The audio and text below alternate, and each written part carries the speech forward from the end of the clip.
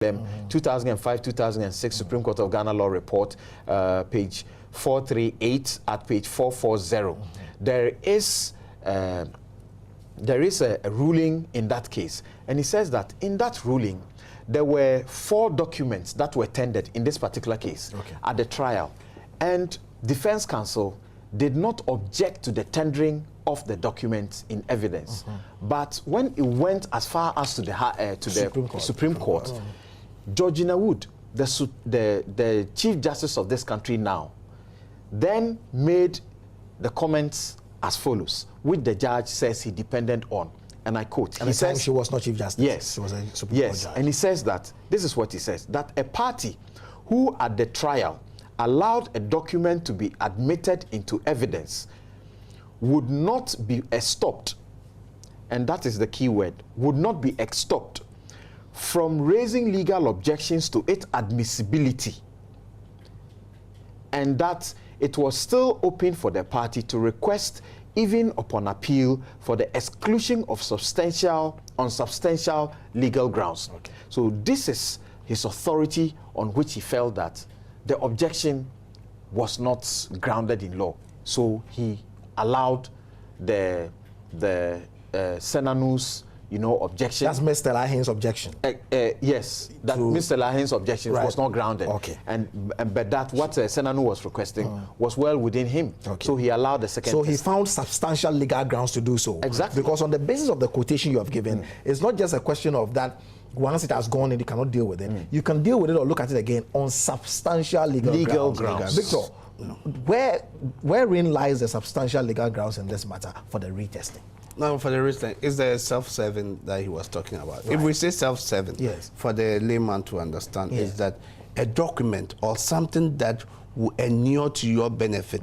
It is your own document or something that you are bringing. You bring it and says that this is what Samson did. Without independent verification. Yeah, without an independent verification. So you bring something, the moment you produce it, it inures to your benefit. And that is what he's saying, that the police arrested Nanama. It is the police that went and tested this. She was not present. So what they are bringing, the report they are bringing, will inure to the benefit of the prosecution because the person was not there. So that is the legal point. And as Samson has said, this is just an affirmation of an earlier legal position that was given in 1997 by Justice Akwa then, that if a document or an exhibit is not objected to at the trial court, even the same court on review, another party can raise legal issues. So it is on the self-serving document. You are at liberty to cite the case if you want to. Oh, yes. It is Edward versus M. Vroom in 1996-97. Yes. So this is just an affirmation. Jackson Smith is just an affirmation. Counsel, what do you say to people who are also raising questions about the propriety of this authority in respect of what was done? Because in this matter, he's talking about the objection not being raised at the trial. At the trial, yes. So that if it goes on subsequently. Yes. And you refer to Edward. He also talks about when it comes on review.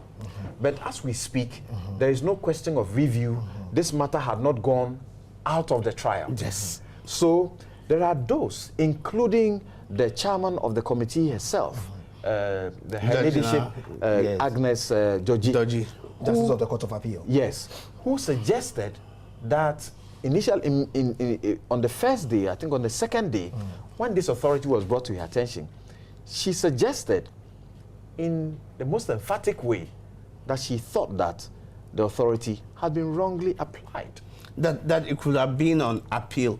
You see, this is where the law... We need to be clear on this. Yes, we need to be clear on this. In the Edward case he refers to, there's a question of raising it on review. And in Jackson Smith, the question is raising it on appeal. Yes, that's right. But we are still at the trial. We are still at the trial. So are you suggesting something?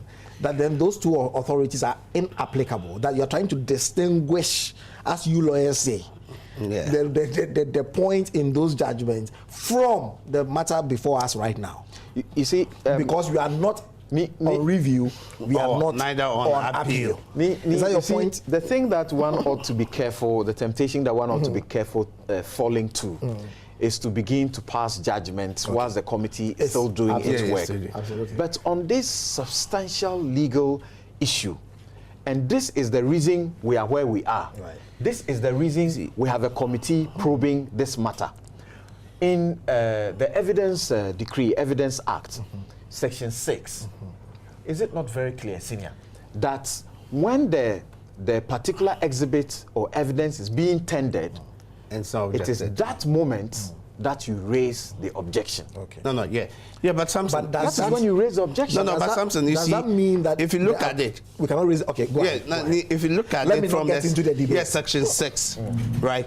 The Evidence Decree, even Section 1 says that questions of law is determined by the judge.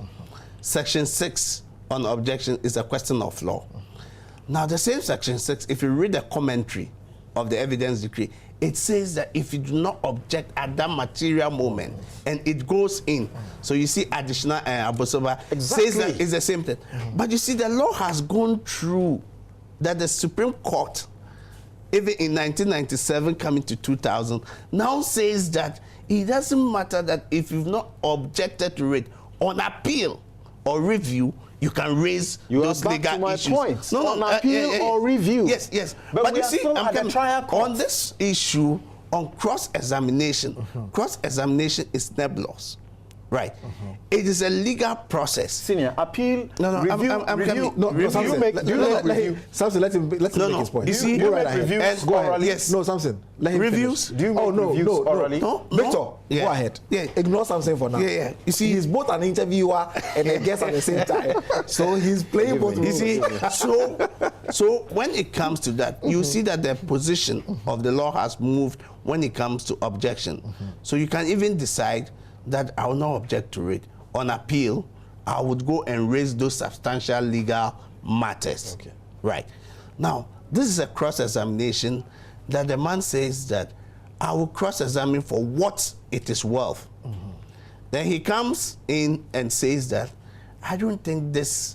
No, did you say cross-examine for what it's worth? No, he will not object. He will not object. Absolutely. Yeah, he will not object, but he will cross-examine. It should go in for whatever it is worth. And it goes in anyway. Yeah. And it goes in anyway. Yes. So the question is, if a lawyer says it should go in for what it is worth, does that amount to an objection, or does it amount to a postponement of an objection? Yeah. Or it amounts to accepting the exhibit in evidence? Yeah, there are two things here. And What comes here is the admissibility is one. Hold your fire, Admissibility is one. Yes. If the document or the exhibit is relevant. Yes. Section 52. Absolutely. Admissibility. Now the weight. Yes, the weight to be attached to the document. Absolutely. Like if I say weight, let me in the layman. It is the importance that will have to attach to a document and say this document is very vital and important in the determination of the case. Right. So the weight is also a different matter. Okay. Right. All right. Now, the issue that arises now is that two questions. Yes. Can a judge on the same case as the trial case, also based on this principle of the law, say that okay, if there are legal questions, then I can allow it. Or the judge has to wait, go on appeal, or the case go on review before objections could be taken. Those are critical points. So those are the two critical points. Can you imagine Yes, the perpetual absurdity we will get into in court? To the extent that we will render the rules and procedure so toothless and not biting. If this were really to be the interpretation of Section 6.1 of the Evidence Decree. What's your interpretation? So that when an exhibit is and evidence is being tendered, you could decide to sleep and watch it go in, and then you just come back the next day and say, I object. No. I object. so that at any time during the trial, you can go back and still like object to the admissibility. I have to take a break. Let me get this point clearly. No, the truth is the facts and the legal Let me get this clearly. Going for a retest to determine whether it is cocaine or not cocaine, is it a question of fact or law? It's a question of fact because it's a question of fact. No, question of law. Why is it a question of law? No, in the sense that the lawyer, the defense lawyer, is saying this is a self-serving exhibit you brought. It was tested by the police. The accused was not there. Nobody was there. It was submitted by only one person, who is a policeman. We're going for a break right now, but something before we do that, and with the indulgence of our director, just for 30 seconds or less, your point is that during the trial itself, if you do not object, as long as that trial goes on, you have decided not to object, and so be it. And that is only on a review or an appeal that you could raise questions with regard to that. That's my understanding. And that is the interpretation that sits very well and sits and sounds orderly with me.